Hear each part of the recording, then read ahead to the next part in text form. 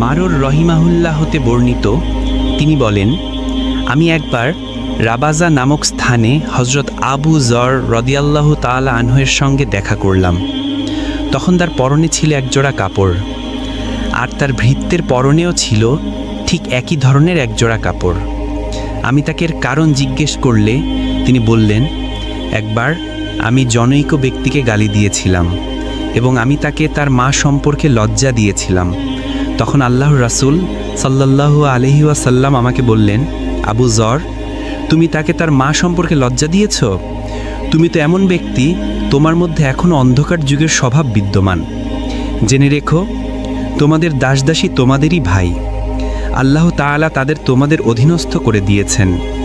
তাই যার ভাই তার অধীনে থাকবে, সে যেন নিজে যা খায় তাকে তাই খাওয়ায় এবং নিজে যা পরিধান করে তাকেও তাই পরায়।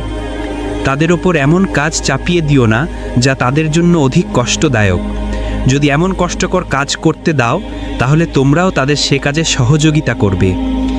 এই হাদিসটি মুসলিম শরীফ ও আহমেদ শরীফে বর্ণিত হয়েছে।